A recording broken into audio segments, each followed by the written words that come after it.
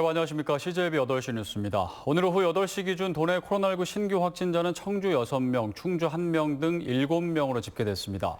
청주의 30대 확진자 1명은 지난달 28일 확진된 40대 가족으로 자가격리 중 미각소실 증상을 보이며 양성 판정을 받았고 지난 2일 확진된 60대와 접촉한 지인 2명은 무증상 확진됐습니다.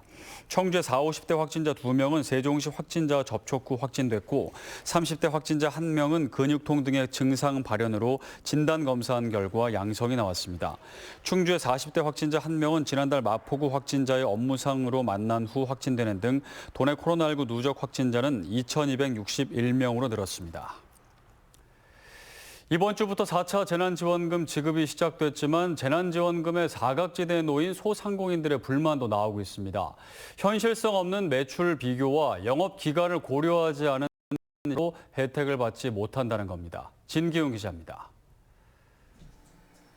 지난해 4월 사진 촬영업으로 개인 사업자 등록을 한 조두희 씨는 전체 가구가 받은 1차 때 딱 한 번 재난지원금을 받았습니다. 지난해 2차 지급된 매출 감소 비교 시점인 2019년도의 개업 전이었기 때문에 지급 대상에서 제외됐습니다. 억울했던 게 그런 코로나인 상황에서 오픈을 했던 사람들은 못 받은 거잖아요. 못 받은 조건이 정말 불과 몇 개월 그 사이에. 저는 그 몇 개월 사이가 도저히 오픈할 수 없는 상황에 놓여서. 최근에 3차 지급 때도 조 씨는 사각지대에 걸렸습니다. 작년 12월 매출액이 직전 3개월 매출액보다 적어야 했는데 하필 정산 금액이 12월에 한꺼번에 입금되면서 서류상으론 12월 매출이 갑자기 증가한 걸로 계산된 겁니다. 비슷한 이유로 조 씨는 4차 재난지원금도 받을 수 없게 됐습니다. 해당 연도에 일했던 걸 12월에 받았을 뿐인데 매출 감소의 조건이 부합하지 않아서 못 받게 되었고요. 주변 사람들을 받는 걸 보면은 상대적인 박탈감도 많이 받고. 영업 피해 업종을 중점 지원하는 4차 재난지원금은 지난해 매출이 2019년보다 증가했다면 지원받을 수 없고 조 씨처럼 창업 기간이 짧은 경우도 매출 비교가 현실성이 떨어지는 등 사각지대가 발생하고 있습니다. 받은 사람은 계속 받고 못 받은 사람은 번번이 대상에서 탈락하는 현상을 해소하지 못할 경우 상대적 박탈감으로 인한 불만은 증폭될 수밖에 없습니다. CJB 뉴스 진기훈입니다. 과수화상병의 전국 최대 피해 지역인 충주시가 코로나 대응 수준으로 선제적 방제에 나섰습니다. 전국 최초로 충주 지역 모든 사과와 배 재배 농가를 대상으로 전수검사에 들어가 발견 즉시 전량 매몰 처리하겠다는 겁니다. 이윤영 기자입니다. 3년 전 과수화상병으로 키우던 사과나무의 절반을 땅에 묻어야 했던 전국재 씨. 과수원 곳곳을 돌며 사과나무 가지를 잘라 시료 봉투에 담습니다. 혹시나 과수화상병에 걸린 나무가 있지는 않을까 검사를 의뢰하기 위해서입니다. 적정 온도에서 화상병이 번지는 시기 전에 선제적인 대응을 할 수 있다. 그래서 저희들한테는 큰 도움이 된다는 겁니다. 전국 최초로 충주시가 관내 모든 사과, 배 재배 농가를 대상으로 과수화상병 전수검사에 나섰습니다. 과수원별로 나무 5그루씩을 선정해 시료를 채취한 뒤 읍면동에 제출하면 감염 여부를 확인해 양성일 경우 정밀 진단을 거쳐 확진되면 전량 매몰 처리에 들어간다는 겁니다. 실제로 지난해 5월 충주시 소태면에서 시작된 과수화상병은 제천, 음성, 진천 등 도내 4개 시군으로 번져 506농가 280여 헥타르를 초토화시키면서 전국 발생 건수의 80%를 차지했습니다. 특히 충주 지역은 지난 3년간 400여 농가 250헥타르의 농장들이 모두 매몰 처리되면서 손실보상금만 438억 원에 이르는 등 가장 피해가 컸습니다. 따라서 봄철 발화 단계에서부터 감염 나무를 찾아내 선제적으로 매몰 처리함으로써 대규모 확산을 막겠다는 겁니다. 병은 미리 찾아내서 방지한다는 게 첫 번째 목적이고요. 이런 다양한 사업을 통해서 올해는 전과 같이 큰 피해가 없도록 코로나 수준에 준하는 이런 방지 대책을 추진하고 있습니다. 마땅한 치료약이 없고 전파 속도가 워낙 빨라 과수나무의 코로나로 불리는 과수화상병. 코로나 수준의 선제적 방제로 과수화상병의 최대 피해지라는 오명에서 벗어날 수 있을지 주목됩니다. CJB 뉴스 이윤영입니다.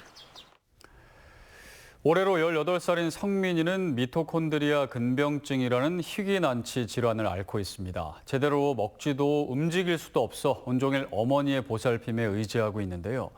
CJB는 성민이네 가족이 보다 넓은 세상을 향해 나아갈 수 있도록 희망과 용기를 전하고자 합니다. 천원의 힘 안정은 기자입니다. 청주에 사는 18살 성민이는 지난해 기관 절개술을 받고 호흡기에 의지해 숨을 쉬고 있습니다. 11년 전 희귀 난치 질환인 미토콘드리아 근병증 판정을 받은 이후 최근 병세가 악화돼 자가 호흡마저 어려워졌기 때문입니다.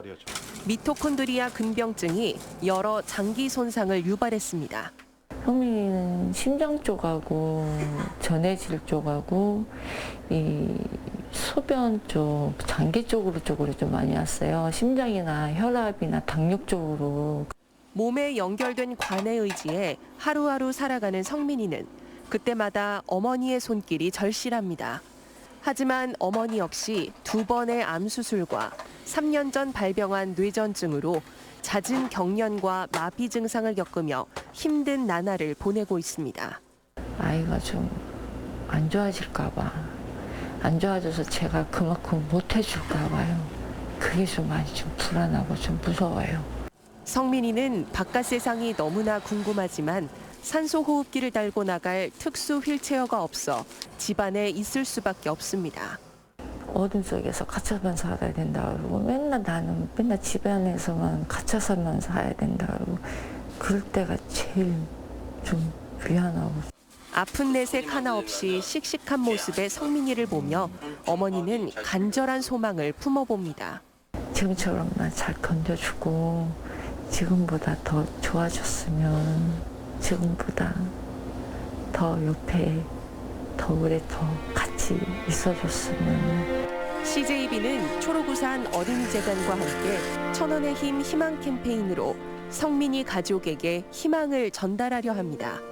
초록우산 계좌로 성금을 보내주시거나 ARS 전화로 한 통화에 3,000원인 성금을 모아주시면 성민이의 치료와 가족의 생활에 큰 도움이 될 수 있습니다. CJB 뉴스 안정은입니다. 다음 소식입니다. 충청북도와 충북과학기술혁신원은 연구개발 경험이 풍부한 고경력 은퇴 과학기술인의 지식 활용을 위해 2021년 신중년 경력형 일자리 사업을 추진합니다. 올해 선정된 신중년 과학기술인 27명은 매칭된 근무 현장에서 도내 중소기업이 겪는 애로사항을 분석하고 연구개발을 통한 기업 역량 제고에 힘쓰게 됩니다. 충북교육청이 도내 교육문화 복합시설 1호 사업으로 추진하고 있는 청주 상당초 이전 사업 계획이 이달 중 교육부 중앙투자 심사를 받습니다.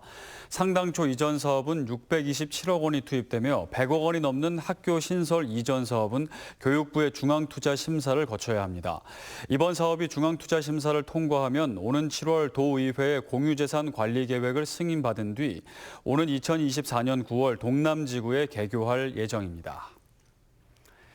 신앙송 재능기부단체인 에코 신앙송 클럽은 오늘 청주시 수동 3.1공원에서 나라사랑 다짐 콘서트를 개최했습니다.